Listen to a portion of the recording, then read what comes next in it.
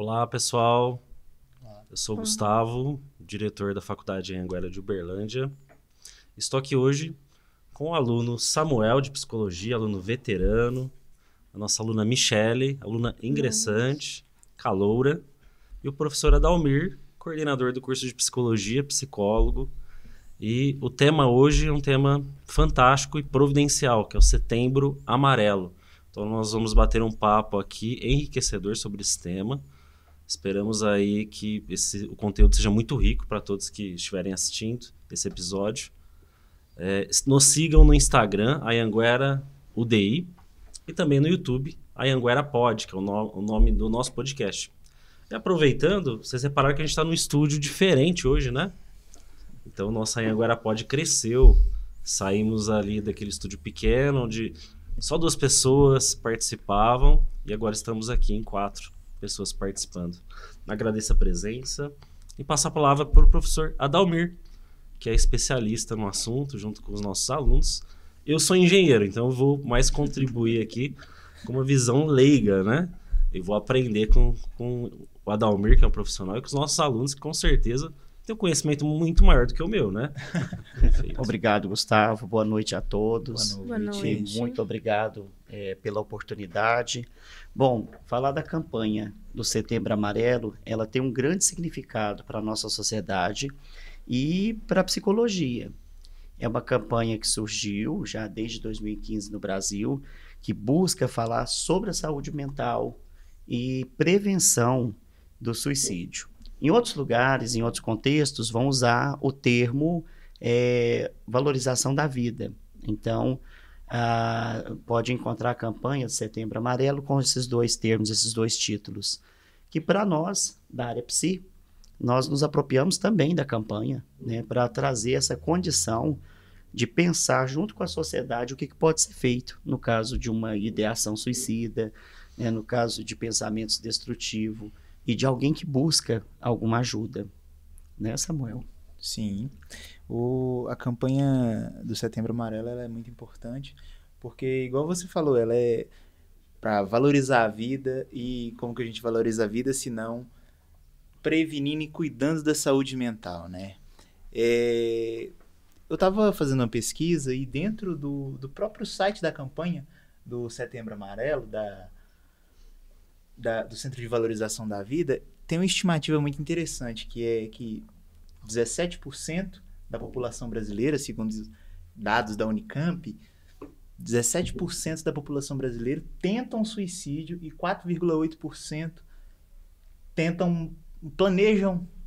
montam um plano para se suicidar. Isso falando em termos de Brasil hoje, que tem 213 milhões de habitantes, é equivalente a 40 milhões de pessoas. Então, isso é um número bastante alarmante. Isso diz muito sobre como a nossa sociedade está doente e ela precisa de cuidado, de saúde mental e de acolhimento.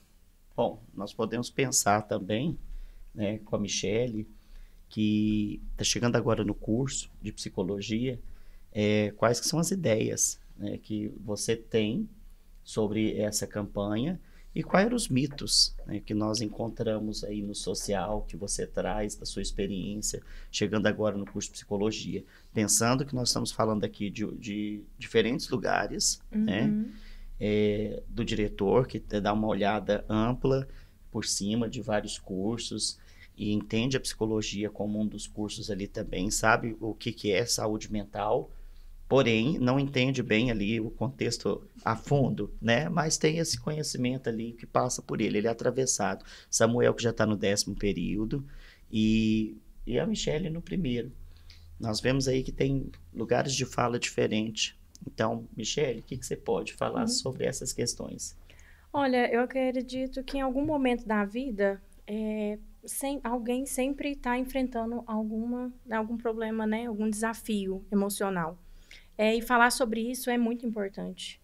É muito importante trazer isso para a sociedade mesmo, porque as pessoas, muitas das vezes, elas guardam para ela. E esse mito que as pessoas falam que a pessoa falou, ela não vai fazer.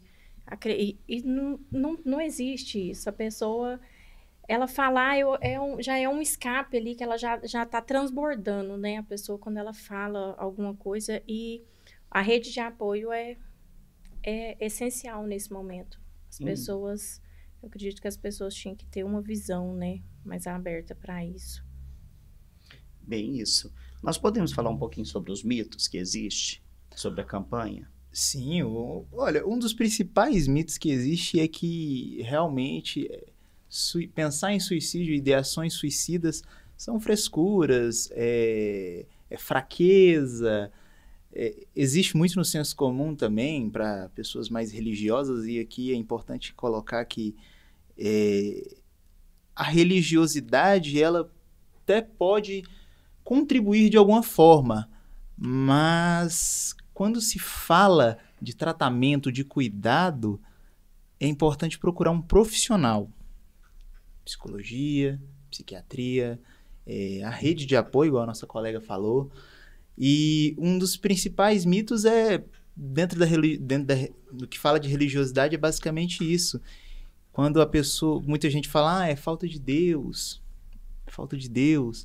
ou já vi muito acontecer, nossa, não pode se suicidar porque você vai pro inferno, né? Tem senso comum fala bastante isso. E isso não ajuda em nada. Só deixa a pessoa mais frustrada, se sentindo mais culpada, e ela já está nesse lodo, nesse envolto de frustração, e às vezes ela não consegue levantar da cama, não consegue ter uma autoestima, não consegue fazer coisas básicas do cotidiano. Então, trazer mais essa carga não é algo interessante, algo funcional para se fazer quando uma pessoa chega para você e fala, tô pensando em me suicidar. Não é. E, Samuel, aproveitando a sua fala, até vai ao encontro da fala da Michelle, né, sobre a pessoa se expressar. É comum as pessoas que pretendem se suicidar, estão pensando sobre isso, elas verbalizarem? Eu acho que muitas pessoas não levam a sério, né? A maioria das pessoas, acho que escutar isso de uma pessoa não acaba não levando a sério. E eu acho que isso já são sinais muito importantes, que são isolados. As pessoas não acreditarem que uma pessoa é capaz de fazer isso. Eu acho que hoje na sociedade é muito comum as pessoas não acreditarem que isso é possível, ainda mais próximo, né? De uma pessoa próxima. Às vezes vê a pessoa dando risada, conversando, socializando ali um dia ou outro, porque ainda assim existem pessoas que vivem dessa forma, né? Como o professor Adalmir esses dias até falou na sala, as pessoas, elas se matam dia após dia, né? Em algumas situações... Outras. Isso, ela vai deixando de sair com os amigos, o trabalho já não é mais suficiente, ela não gosta mais do trabalho, já não quer mais participar de encontros da família, e acaba que as pessoas... Isso eu acho que passa batido, até por conta da rotina de todo mundo hoje, do dia a dia, muito corrido. As pessoas estão com pouco tempo de escutar as outras, de olhar bem para dentro das pessoas, sentar e conseguir escutar. Eu acho que acontece, viu? Muito ainda das pessoas verbalizarem, mas as pessoas não levarem a sério. Então, vocês diriam que o principal, quando alguém verbalizar em tom irônico, tom sério, independente da situação, é um alerta que deve ser levado em consideração. Sim. Com certeza. Interessante, Nossa. isso eu já não sabia que as pessoas que estão pensando, elas verbalizariam essa ação que elas estão planejando. Eu tinha a impressão que elas fariam em segredo, não sei, né? Tem várias formas, né? Nós temos pessoas que agem de forma silenciosa, e aí nós vamos ter a observação do comportamento, como, por exemplo, as pessoas que desfazem de coisas, objetos preciosos, lembranças afetivas. Então, elas começam aos poucos a ir isolando, né? E desfazendo de relações, ficando cada vez mais no anonimato. E isso já é uma forma de denúncia, né? A pessoa está denunciando. Ela está dizendo, olha, eu estou mudando e estou cortando os vínculos, né? Estou desfazendo de memórias afetivas. Então, as pessoas vão para este rumo. Então, a verbalização é aquele que consegue fazer um acting out, uma encenação, consegue falar, né, consegue expressar, chega e pede ajuda. É uma forma de ajuda. Por exemplo, aquela pessoa que fala, ai, que vontade de desligar, né? Que vontade de sumir, vontade de pegar uma estrada e não voltar, isso já é uma forma de anunciado. Já são sinais, Agora, tem né? aqueles que faz a passagem ao ato sem anunciar. Então, fica a observação dos detalhes. Por exemplo, Então, pessoa... até o comentário, uma vontade de sumir hoje pode ser um sinal. É uma vontade que qualquer pessoa pode ter, mas a partir do momento que ela começa a planejar para executar, aí já é de outro nível. Aí nós já estamos falando de uma coisa mais séria. Porque, por exemplo, em qualquer momento da vida, né, a Michelle trouxe essa situação e é interessante, nós temos pensamentos de desistência de alguma coisa. E ninguém é obrigado a seguir tudo o resto da vida, né? As desistências também fazem parte. Mas a passagem ao ato da desistência da vida já está em outro patamar, em outra condição. Às vezes essas falas que estão nas entrelinhas já é um sinal, é uma denúncia. É engraçado que você falou de piadas. Às vezes tem piadas, as pessoas falam em tom de piadas. Se a gente for pegar o filme do Coringa, eu acho que todo mundo viu aqui o filme do Coringa, né? O filme do Coringa, ele é um palhaço que faz todo mundo rir, faz a piada é o instrumento de trabalho dele, entendeu? Mas por trás daquela piada ele tem toda essa questão de depressão, que é a psicopatologia que mais está associada ao suicídio, né? E, tipo assim, tem gente, também no senso comum, acredita-se que a pessoa com depressão, você não vai ver ela sorrindo em momento nenhum. E não é bem assim. Não é bem assim. Olha só, interessante. Não é bem assim, entendeu? Inclusive, não necessariamente ela está, para você, visualmente... Ela pode estar até parecendo uma pessoa alegre, feliz. Ela pode estar ali num almoço, num domingo com a família, na casa dos pais, na casa de um parente, dando risada, conversando, mas a hora que chega na casa dela, ela é outra pessoa. A tristeza é só um sinal. A tristeza é só um sinal. Mas tem vários outros sintomas e isolamento, traços. Isolamento é um deles. Um dos principais que se anuncia, que você pode olhar, é a questão da organização. A organização fala muito. Por exemplo, você vai na casa de uma pessoa, de um amigo, né? Que às vezes você não suspeita, mas... E aí o quarto dele está sempre muito bagunçado. O quarto pode ser um bom indicativo dessa desorganização e possível indício de depressão, que é essa psicopatologia associada ao suicídio. Uma delas, né, na verdade. Mas tem alguns outros fatores também. Luto pode desencadear, né, Adalmi? Mudanças bruscas na rotina pode desencadear. Sobrecarga de trabalho, Sobrecarga de trabalho. Inclusive, eu tenho uma pessoa muito próxima a mim que ela passou por um tempo bem difícil. Ela estava muito sobrecarregada com o trabalho e começou e procurou um médico. O médico passou muita medicação forte, mas mesmo assim ela não se identificava com aquilo, não era o que ela precisava. E ela ficou muito ruim, e ela chorava dia e noite, e ela pedia, ela falava que ela queria morrer.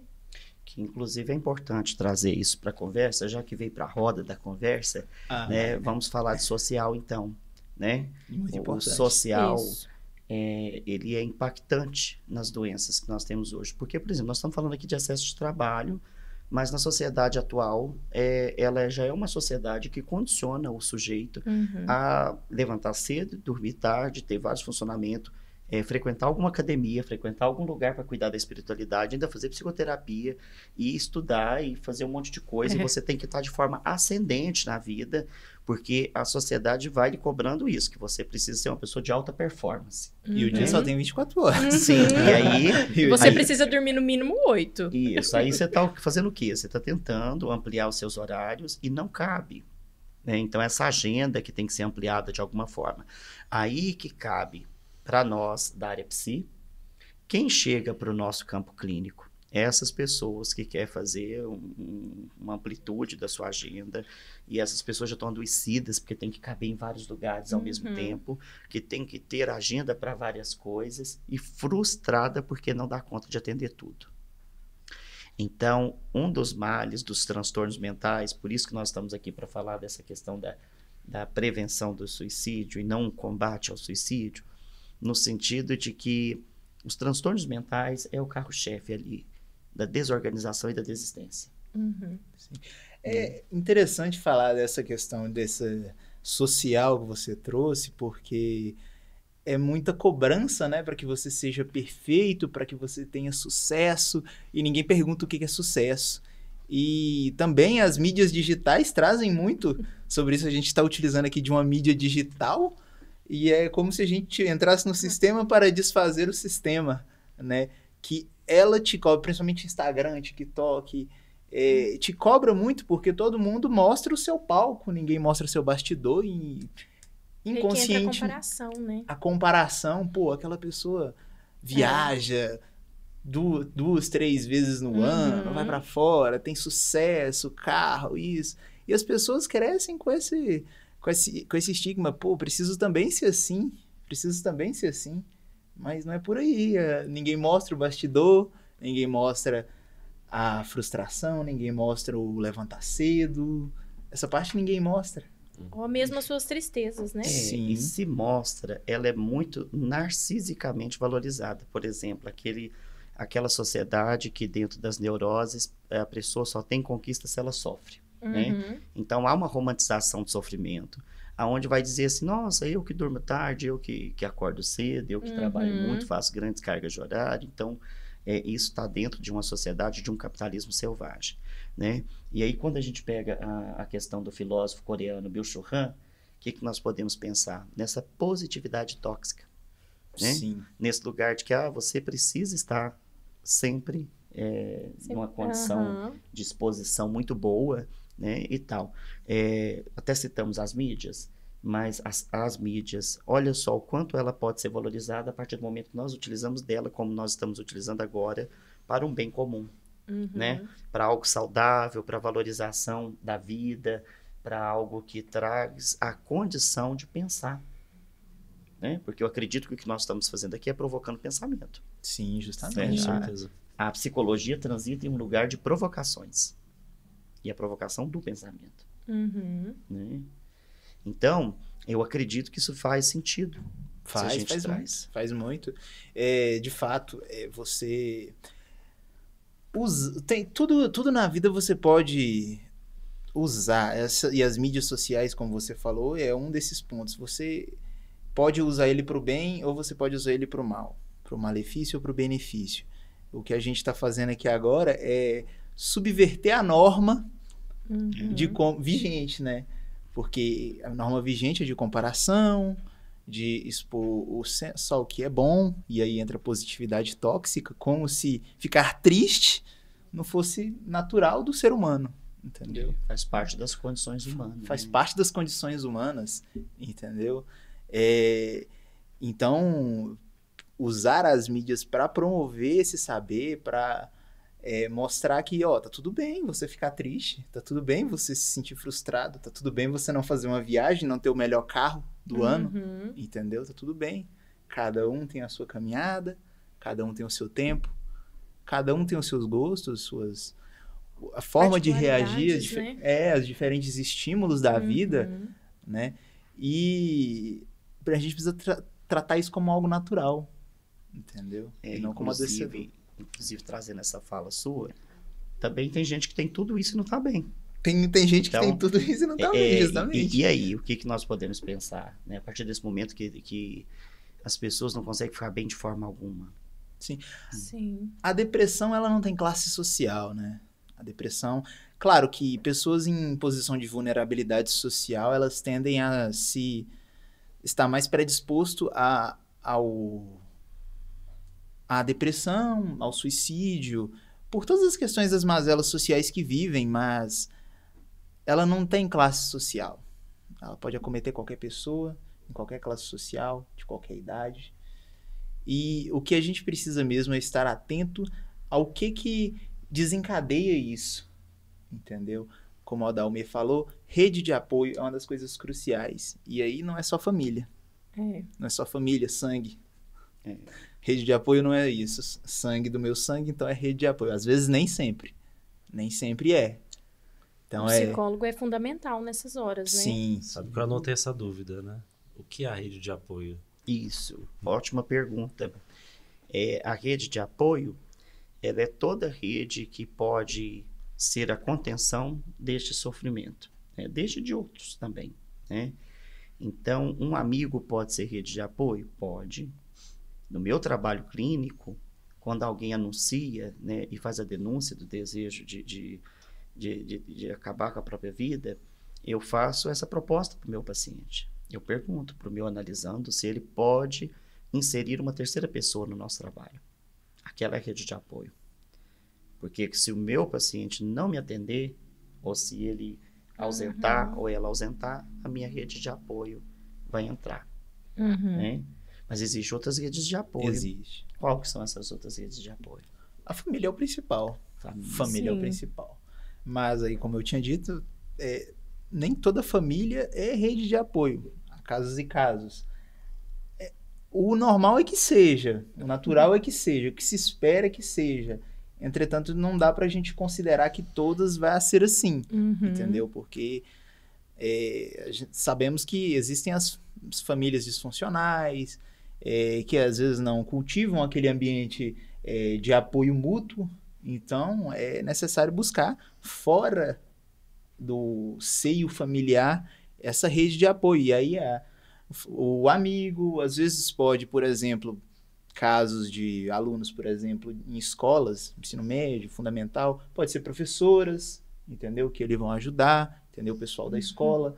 Às vezes pode ser, supondo que, por exemplo, um atleta, pode ser os colegas de clube, os colegas de trabalho. O seu próprio treinador, né? O próprio treinador, alguém de confiança, que a pessoa confie. Até porque tem pessoas que não moram próximo da família, né? A gente vê muitas pessoas que às vezes mudam de cidade para estudar ou até mesmo para trabalhar. Então, e até buscar esse apoio, eu acredito que igual no nosso caso da faculdade mesmo, eu acredito que tem pessoas que moram aqui em Uberlândia só para estudar. E até a clínica mesmo da faculdade ajuda nisso. Sim. Os psicólogos ali, até os nossos professores. Acolhimento. Isso se chama acolhimento, né? E eu queria colocar na rede de apoio também os templos religiosos, independente das religiões. Sim. Né? Porque, às vezes, essa pessoa se estrutura lá dentro como lugar de apoio. É um lugar que vai fazer o papel parental, né? Vai fazer um lugar de família, né? E também, ou como rede de apoio, os colegas de trabalho.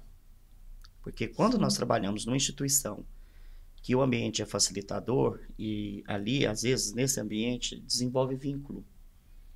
E este lugar de pertencimento, eu pertenço a uma instituição, eu pertenço a um lugar, eu pertenço a algo que me faz se sentir inserido.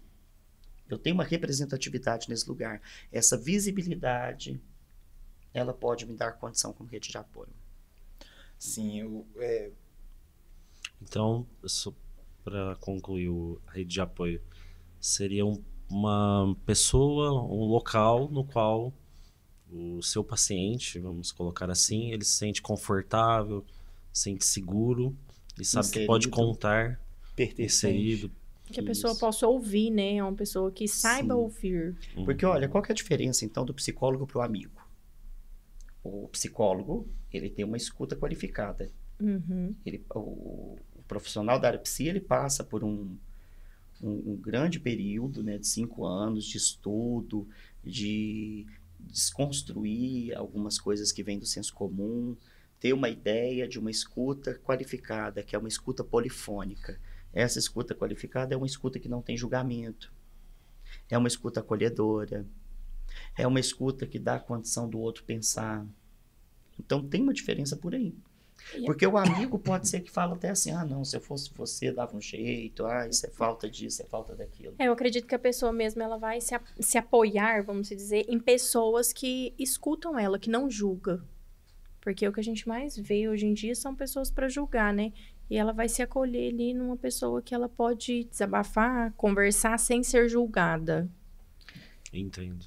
E fica um pensamento aqui, né? Já que nosso trabalho é ser pessoas que traz o pensamento, né? Que são provocadores, e no caso das pessoas que não têm rede de apoio? Aquela pessoa sozinha Sim. sozinha no mundo. Sim. Né? O que nós podemos pensar? Como você mesmo falou, tem algumas instituições... Tem o caso da pessoa também pode não ser religiosa, né? Sim. Que você colocou, que tem os templos, as igrejas, que servem como essa rede de apoio. Em caso da pessoa não ser religiosa, o mais indicado é que ela procure ajuda profissional. Sim. Nesse caso, procure ajuda profissional. E aí estamos nós aqui, a Anhanguera tem a clínica escola, as outras faculdades, todas de psicologia também tem. Acredito eu, não conheço todas, mas acredito que todas tenham. Tem posto de saúde, né? Aqui em Uberlândia. CAPS, tem os CAPS. Então, o importante é que você procure ajuda profissional. Procure ajuda profissional. E a partir daí, a gente vai pensar em conjunto como que a gente pode estruturar, procurar uma rede de apoio. Porque se a pessoa não tem familiar, mas ela deve trabalhar, deve ter alguma pessoa que ela pode, olha, não, eu confio mais nessa pessoa aqui. Você acha que pode se abrir com ela, confiar nela? Então, é tudo uma questão da gente procurar essa solução, quando parece que não tem, entendeu? Nesse caso aí. E a gente vai indo por esses campos. Então, a rede de apoio pode ocorrer de uma forma natural, a pessoa conversando com um amigo, como a Michelle colocou, e se sentir bem, e evoluindo, né? Ou também por uma orientação, como o Aldalmir e você colocou, Samuel, orientação de um profissional informando que a pessoa precisa de uma rede de apoio e passar as orientações para o colega, amigo, familiar acolher a necessidade. Sim. Quando a gente fala de acolhimento, acho importante trazer essa questão do acolhimento. O acolhimento qualquer um pode oferecer. O que a gente faz nesse acolhimento? Nesse acolhimento, nós procuramos ouvir. Perguntamos se a pessoa aceita ajuda, né? Esse é com as pessoas mais próximas. Então, o acolhimento, ele existe para isso. Quando eu sei que eu não posso abraçar aquela demanda, porque é uma pessoa muito próxima, e o vínculo talvez não favoreça, ou talvez também eu estou vendo aquela pessoa só naquele momento, aí que eu trago a ideia de uma rede, né? De uma rede profissional. Já não é só a rede de apoio, mas uma rede profissional. Que nós temos o CVV, né? Que é 188, a pessoa liga, que é o Centro de Valorização da Vida. Então, a pessoa liga e lá tem uma pessoa para ouvir, mas, porém, aquela pessoa não pode dar seguimento a um tratamento. Aí nós temos os colegas psi, né? As redes de apoio que na faculdade tem a rede acolhedora, que pode fazer esse acompanhamento. Nós temos o BS, nós temos o CAPS. O CAPS é de forma mais intensiva, então tem uma diferença. Então, nós temos essas redes que faz a diferença. E para acolher, a primeira condição é a empatia. Se a gente não tiver, como é que vai fazer?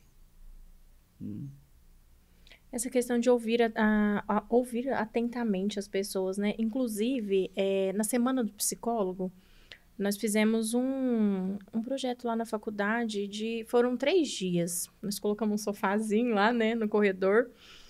Mas eu vi. É incrível. As pessoas chegaram, sentaram, e elas falaram, conversaram, se como se ela realmente precisava daquilo. Sabe aquele momento a pessoa precisava desabafar, precisava conversar com alguém. E a gente sentado ali, escutando atentamente, faz toda a diferença. Você dá realmente atenção à pessoa e escutar. Os amigos, é muito importante nesse momento, os amigos que estão junto ali, né? Poder ouvir atentamente a pessoa. Hoje em dia existe uma grande diferença, né? Essa questão do ouvir atentamente, porque a gente que é da área psi, Sim. quando, por exemplo, a gente é estudante, você, você é estudante de psicologia ou você é psicólogo? Não, peraí, senta aqui, vamos conversar, eu tô precisando conversar, vamos. Aí, tudo bem. É curioso esse movimento, porque quando você para prestar atenção em como que é a dinâmica dos diálogos hoje em dia, é mais ou menos assim, eu falo, enquanto você responde, eu tô pensando no que eu vou falar. Eu não tô ouvindo o que você tá falando. Eu tô pensando no que eu vou te responder. Entendeu? Então, existe ali não existe uma empatia, não existe um acolhimento, um sentimento genuíno de querer ouvir aquela pessoa, entender. E às vezes aquela pessoa que está procurando esse acolhimento, ela não quer nenhuma solução. Ela quer apenas falar, ser ouvida. Entendeu? E isso faz uma enorme diferença. E isso é o acolhimento. É você ter empatia, você ouvir mesmo de fato o que aquela pessoa tem a dizer, oferecer uma escuta sem julgamentos, uma escuta ativa mesmo. Às vezes o que a gente percebe é que algumas pessoas não querem que ninguém diga nada, é só ser ouvidas. Só ser ouvida, isso. E hoje em dia é muita distração. As pessoas chegam para conversar, elas pegam o celular, ela tá com o celular na mão, aí você tá falando, aí ela tá assim, ela não tá te ouvindo, ela não está prestando atenção em você, ela não tá. E faz a diferença. A pessoa que precisa, a pessoa que está precisando ser ouvida, ela faz a diferença para ela. Sim. Bacana. E pode falar. Eu penso também que quando nós acolhemos, né, ali tem uma questão da escuta, que é essa escuta mais refinada, né, que é dar uma atenção para aquilo que é dito nas entrelinhas, né, aquilo que a pessoa traz. Os sinais, né? Isso, e que às vezes ela está falando, e você tá, gente, mas o que essa pessoa quer dizer? É o que está escondido, né, é o que a gente consegue identificar. Eu penso que os profissionais da área psi ajudam bastante nesse sentido, de falar assim, olha, essa pessoa não está falando só disso, ela tem uma questão de muitas funções, muitas tarefas ocupadas, né? E elas estão tentando denunciar através da fala várias coisas que vêm acontecendo, né? É daí que às vezes uma simples conversa se torna um alívio. Sim, você tinha trago no início do podcast a questão das piadas. Freud, na teoria psicanalítica, existem os xistes, né? Que denunciam muito do que a pessoa fala sem dizer, entendeu? Às vezes, um sofrimento você consegue pegar através da piada, que na teoria psicanalítica é o xiste, né? E então, a escuta qualificada, como a Dalmir colocou, do profissional de psicologia, psiquiatria, ele é muito importante. Ele é muito importante porque numa conversa de bar, beleza, você pode até ter o vínculo com a pessoa, um amigo, com a sua rede de apoio, mas é importantíssimo você ter o acompanhamento psicológico, porque é através do acompanhamento psicológico que você vai estruturar um plano de tratamento, de enfrentamento, você vai se conhecer mais, entendeu? Através dessa escuta qualificada, entendeu? A ciência, todo o amparato teórico que a gente tem de psicologia, psicanálise, área comportamental, cognitiva, tudo está aí por um motivo, para a gente poder usar, para a gente poder promover saúde mental e para a gente poder melhorar nossa sociedade, melhorar as pessoas, melhorar todo mundo. Bom ponto. Sobre ainda a rede de apoio, né? Nós citamos aqui, nós não, né? Vocês, sobre os aparelhos municipais, né? Sobre religiosidade, sobre a clínica escola da faculdade. Inclusive, nós estamos com um novo projeto, Samuel, que você vai se formar agora, talvez você participe. Que agora os alunos egressos a gente está contratando para eles atuarem na clínica durante 6 meses como psicólogo e não mais como estagiário. Sim, vou querer. Já projeto novo, já começou. Inclusive, incrível. O pessoal que terminou agora no meio do ano está atuando com a gente. Então a gente expandiu os atendimentos. Mas eu vou trazer um tema aqui que talvez seja polêmico, tá? Vamos lá. Mas Vamos lá. é para entender mesmo. Famoso provocativo. Vamos lá. É para entender mesmo, tá? Você falou buscar profissionais qualificados, né? Mas no mundo de hoje, a gente tem vídeos no YouTube passando orientações, né? Que a gente não sabe o fundamento científico disso. Ou até mesmo tem o ChatGPT, né? Que... Tem pessoas que inclusive, fazem terapia semanal lá. exatamente. Eu já Hoje ouvi mesmo, muito. Hoje mesmo eu vi uma notícia sobre uma pessoa que estava fazendo terapia pelo ChatGPT e, infelizmente, veio ao óbito, né? Infelizmente. E, enfim, eu queria entender de vocês o que vocês pensam dessas tecnologias e como usar essas tecnologias ao favor do paciente e do psicólogo, e não de uma forma incorreta. Não sei se eu vou fugir do tema aqui, Não. mas não. é que eu vi a notícia, vocês falaram, Sim. acho que as coisas vão se conectando. Sim. Bom, primeiro é uma questão que eu gosto de pensar na nossa profissão, que ela tem um percurso muito extenso. Eu costumo dizer que quem forma em psicologia é um eterno estudante. Sim. Eu mesmo, depois de formado, já tenho um período aí de mais ou menos 7 anos de formação, né? E continuo estudando. Nosso trabalho é entender o ser humano dentro do seu contexto, e aquilo que Freud, Lacan, Winnicott, Aaron Beck, Sartre falou lá naquela época ainda é utilizado, mas muita coisa modificou e a sociedade se modifica. Então, hoje, tem muitas questões entre o ChatGPT, outras questões aí, que tenta fazer essa substituição do imediatismo de um profissional psicólogo, né? Mas não chega a substituir. Porque o que nós temos dentro da clínica, dentro do consultório, mesmo que seja online, é um vínculo terapêutico. Esse vínculo terapêutico, ele faz com que a gente possa trabalhar os afetos. O chat interpreta falas e não os afetos. E nós temos também outras formas de trabalhos, como foi dito pelo diretor, a questão de curtos trabalhos que às vezes não tem uma base científica ou uma base de estudo, né, acadêmico, e que são colocados como lugares de terapeuta, entre outras questões. Mas eu acredito que o trabalho da psicoterapia, ele é destinado ao psicólogo. Sim. É o lugar do psicólogo. Claro que também a área de saúde, como a psiquiatria, também vai fazer esse acolhimento e vai se apropriar deste lugar, né? Que tem esses dois profissionais que estão na linha de frente aí da área de saúde mental. Então, me assusta saber que as pessoas estão substituindo um trabalho ético muito bem feito, elaborado, por outras ferramentas, né? Que não são as ferramentas que a gente espera que seja, que é de humano para humano, né? Condição de afeto, o que a gente tem para trocar. Porque ali a pessoa fala o que ela quer, né?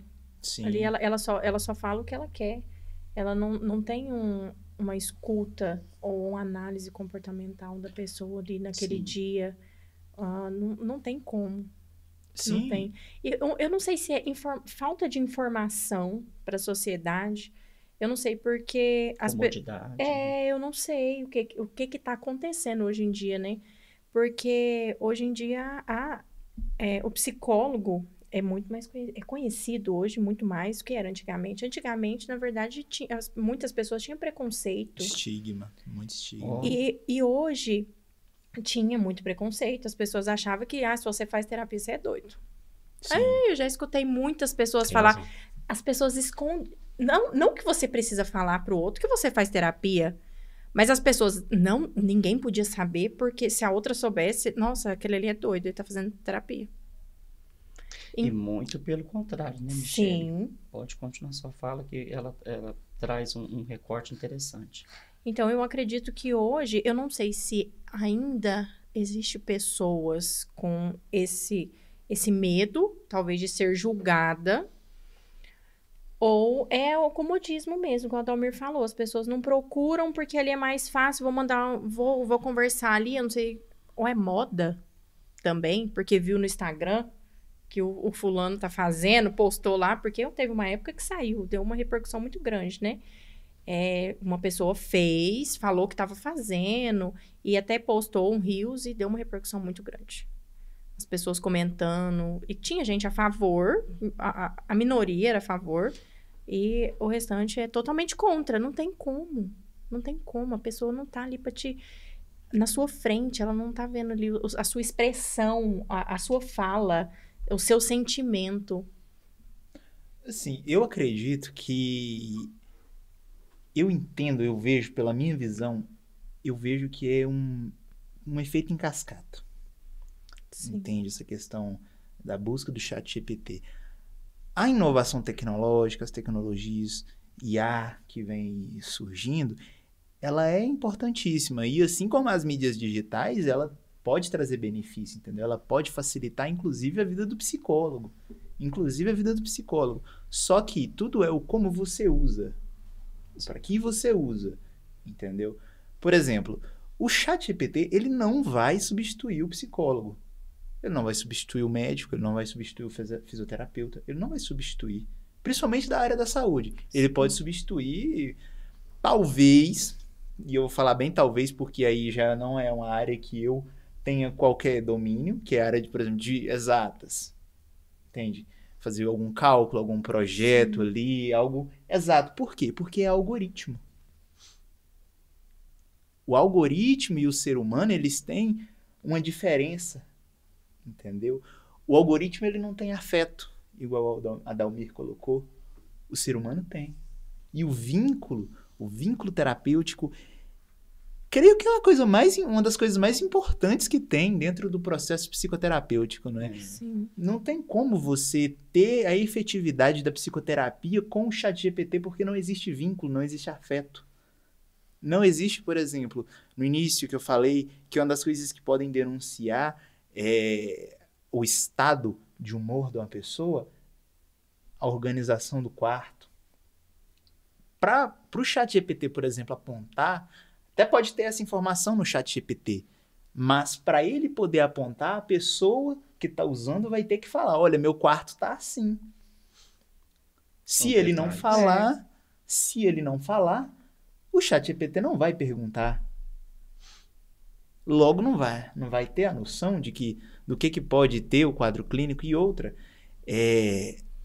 igual a Dalmir colocou, ele gosta de colocar uma terceira pessoa nesse processo. O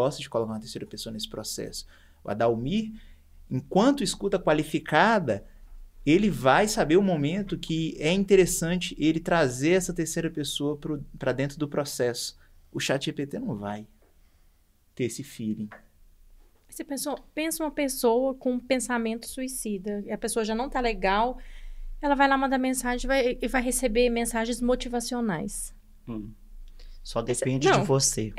Aí você pensa... Trabalha enquanto eles dormem. Isso. Você pensa, a pessoa já não está bem. A pessoa vai receber... não é possível. Vai falar, gente, então, é brincadeira.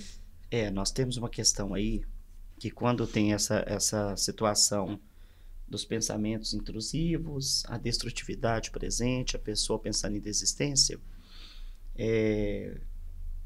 não é qualquer palavra que consegue chegar até essa pessoa. Né? Não é qualquer acolhimento que faz parte de um contexto realmente de fazer um diferencial. Então, a última coisa que essa pessoa quer é que alguém traga palavras de peso. Por exemplo, as motivacionais, que vai falar que só depende dela, que ela que faz as escolhas dela e tal. Aí isso, às vezes, pode até pesar mais a atmosfera daquela pessoa. Né? Frustra, né? E hoje as redes sociais... É isso, né? Hoje as redes sociais é o que mais encontra. Você abriu ali, mensagens motivacionais. Você falar pro chat, chat, eu não estou bem. Com certeza ele vai falar alguma mensagem motivacional ali. Nós temos os comparativos, foi citado por você, né? E nós temos outra questão importantíssima. É um lugar que exige que você esteja bem. Né? Sempre bem, né? Mas tem uma questão que a gente poderia pensar aqui também, que é esse lugar que nós temos, de que as pessoas, às vezes, elas sentem que não devem contar problemas para os outros, que pedir ajuda é sinal de fraqueza, né? Então, se pedir ajuda é um lugar de fraqueza, nós já temos que pensar bem se é ou não. Né? E a busca pela ajuda, eu acredito que é um sinal de fortaleza. né? É um sinal de Sim. busca. Porque a pessoa tá... Eu acho que ali é um sentimento que a pessoa não desistiu, ela tá tentando, né? A pessoa ela ainda tem um sentimento ali que ela consegue, que ela vai conseguir, mas ela precisa de ajuda. E como que eu vejo isso acontecer com uma certa frequência das pessoas quererem ajuda, mas não ter coragem de dar o próximo passo, ou sentirem que talvez sejam julgadas por participar de sessões de terapia, ou então talvez sabe que tem um problema, mas entende que vai conseguir resolver esse problema sem um apoio profissional. Qual que é o melhor caminho para mostrar isso que vocês estão falando aqui, né? Mostrar para as pessoas que, ao contrário, quem busca esse apoio se fortalece, né? E não é uma questão pejorativa, né? Eu vejo isso, já vivenciei isso até com os meus avós, né? Que eles tinham um certo preconceito, os meus falecidos avós, com essa questão de terapia e tal. E eu vi, na minha visão humilde e simples aqui, é muito falta de conhecimento. Sim. Sim. A sociedade anterior à nossa, né? Essa sociedade, os nossos antepassados, nossos ancestrais, eles foram criados para lidar com feras, né? Fera selvagem lá no meio do mato e construir civilizações e coisas com muita luta. Então tinha aquele lugar assim que chorar não era algo... Você entrou no ponto que eu estava tentando desdobrar. Isso, que engole o choro, chorar não é coisa de homem. Então o homem que chorava, ele estava trazendo a parte frágil dele, né? Você se abrir é fraqueza. Isso, mas a gente sabe também que isso vem lá do período das castrações, que vem, termo psicanalítico, a castração ali no desfraude, onde muitos viram para os filhos e falam assim, cala, menino, não chora, para, chega, engole o choro e tal. Então, nós temos este período que acontece isso, mas a nossa sociedade anterior, ela tinha uma ideia de que ser forte era aguentar no peito, entendeu? Era medição, o que mensurava ser forte era tolerar muito sofrimento e não comentar com ninguém. Aquele negócio, não pega nada com ninguém, não faça nada, fica na sua, se vida, né? Esse famoso se vida é uma agressividade, né? Não que a sociedade de hoje é mais frágil, mas a sociedade de hoje tem mais recursos. Sim. Nós temos mais recursos. Então, esses recursos levam a essa busca, né?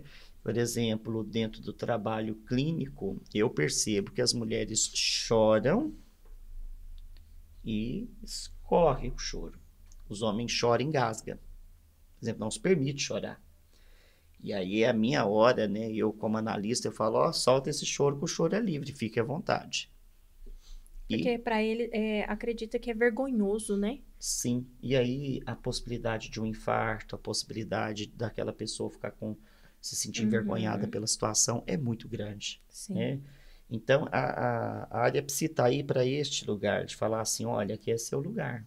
Aqui dentro, né, desse consultório, aqui neste momento do setting terapêutico, é o lugar que você pode ser você.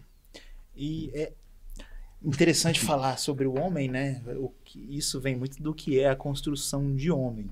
Do homem, né? Do papel social. Homem. Homem não chora, homem é forte, é provedor da casa, né?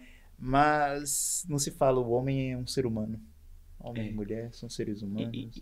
E até assim, fica uma provocação para outro lugar de fala, né? Quem sabe em outros podcasts, falar dessa construção do masculino, que, por exemplo, se fala muito disso que você trouxe, mas não fala que o homem também tem que ajudar nas tarefas de casa, que o homem também tem suas funções, que o homem também tem lugares de responsabilidade. Sim. E por aí vai. Inclusive, em uma das pesquisas que eu estava fazendo sobre o suicídio, a maior taxa de suicídio é em homens.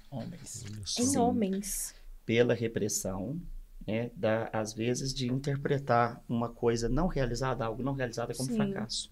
Esse pode ser um dos motivos. Até eu acredito que os homens têm até uma certa dificuldade a mais em procurar ajuda.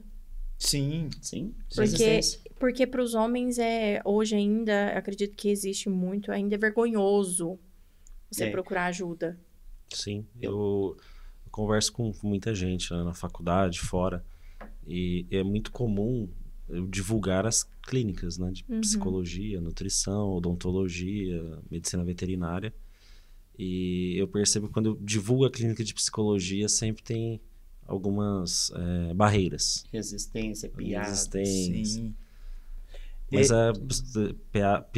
de forma pejorativa e muitas vezes por falta de conhecimento. Sim. Sim. Sim, o que me parece, parece realmente falta de conhecimento, porque se a gente for olhar a história do mundo, do ser humano, a gente não estaria aqui se não fosse o social. O outro, a gente só evoluiu, chegou na ponta da cadeia alimentar por conta do social, se formando grupos, um ajudando o outro. Então é contraditório na nossa história, é contraditório. Nós somos seres pensantes e faltantes. Sim. Então, nessa falta, nós buscamos se realizar e aí pensamos. Né? Então, eu acredito que a humanidade vem evoluindo. Né? Eu não trago aqueles pensamentos pessimistas, que o mundo está acabando, que a sociedade está se destruindo. Eu acredito que ela está evoluindo. Inclusive, Sim. até que a criação da IA, ela é para nos favorecer de alguma forma. Aquilo deveria ser bem utilizado. As redes sociais também é a forma que a gente utiliza. Por exemplo, uma faca, ela serve para fazer tanto uma crueldade quanto para poder preparar alimento, fazer alguma coisa. Então, muita coisa é da forma que nós utilizamos, é a interpretação que nós damos para aquilo. Sim. Né? Acho que a mente humana, com o decorrer da vida, pegando uma fala do teórico que eu estudo, que é o Wilfred Bion, a mente humana ela expande. Expandir. Não é de espanar, não, é de expandir. Entendeu? De crescer, evoluir. Então, nós estamos chegando numa condição de que, por exemplo, o que foi pandemia e o próprio ser humano se virou e inventou condições de sair daquilo. Era para ser dizimados. Né? Então, nós temos essa condição. E essa campanha, eu quero deixar claro que ela acontece no setembro, mas suicídio tem o ano todo, o índice que aumenta muito mais no final do ano com o Natal, com os conflitos familiares, a solidão, a dificuldade de estrutura familiar, pessoas que estão distantes da sua família, desencadeia muito mais. E seria uma hipocrisia a gente vir aqui falar dela só agora, mas é porque se intensifica a campanha. Mas ela é o ano todo. Todo. Senão seria hipócrita falar dela só e fazer, não, agora vamos acolher agora. Não. Existem várias condições da gente estender isso aqui e fazer uma campanha do bem, né? Um trabalho ético, um trabalho bonito e levantar essa bandeira. Inclusive, até uma proposição, Setembro Amarelo, de setembro a setembro, prevenção ao suicídio, de setembro a setembro. Isso aí. Se estende, né, o nosso trabalho. Pessoal, o papo tá bom, mas já estamos caminhando para o encerramento. Passou rápido. Muito rápido, né? O Passou papo é rápido. bom passar Nervoso, rápido. né? Muito rápido. Se deixar, a gente fica mais umas 2 horas aqui. Mas, então, eu acho que a gente chegou em algumas, pelo menos eu cheguei a algumas conclusões, né? Sobre conscientização. Mas, em termos práticos, aproveitando que nós estamos no Setembro Amarelo, que é o tema desse episódio, o que nós, como pessoas ou até como instituição de ensino, vocês como alunos, Aldamir como professor, eu como diretor, o que nós podemos fazer para conscientizar as pessoas sobre esse tema tão importante? Eu sou do verbo presente, nós não vamos fazer não, nós estamos fazendo. Estamos. Né? Já estamos aqui, começando agora, nós vivemos isso na prática, eu na prática clínica, eu com os meus alunos, né, com a sociedade. Então, o verbo é o agora, né? O meu momento é o agora e nós já estamos fazendo. E dar continuidade em levar esse diálogo para outros colegas e na possibilidade também de fazer a formação de redes de apoio. Então, quando a psicologia se propõe a discursar sobre esse assunto, não é só para levantar a bandeira da campanha, mas para promover apoiadores, redes de apoio. Entendeu? Para que se alguém fala assim, eu queria alguém para poder contar o que está doendo.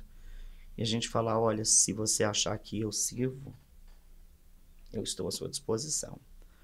Este lugar que nós estamos falando. Então, assim, eu acredito que nós, eu sinto orgulho em pertencer, eu sinto orgulho em estar aqui, né? Nós tiramos do nosso tempo, todos nós 4, para estar aqui, porque cada um estaria num lugar diferente, né?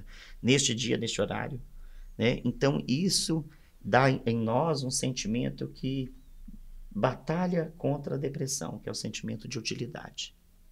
Sim. Eu acredito que nós devemos ser apoio que nós gostaríamos de ter, né? Isso, Pra ser o outras apoio. ser o apoio das pessoas que a Define gente bem. gostaria de ter. Porque a vida, ela não é fácil.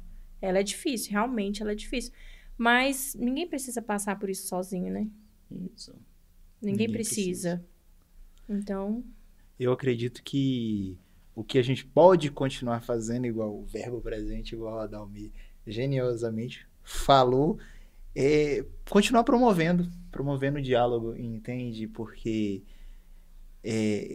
quem planeja se suicidar, principalmente homens, geralmente, Isso. eles têm uma taxa maior de suicídio porque eles fazem mais e falam menos, entendeu? A mulher ainda costuma buscar o acolhimento. ela Você pode, deixa sinais, sim, né? ela fala Se sobre as aham. emoções dela, entendeu? O homem não fala e você só descobre às vezes quando ele foi lá, se suicidou e aí já não tem mais o que fazer. Então, desmistificar que isso é fraqueza, falar é fraqueza, promover justamente isso, o diálogo, entende? Promover o seu reconhecimento da sua própria rede de apoio, porque às vezes as pessoas nem sabem o que é rede de apoio. Não sabe, entende? Não sabe isso. Eu mesmo não sabia. Trazer mais para a sociedade isso, né? Sim, tornar algo natural. Isso, natural. Mudar a visão de muitas pessoas.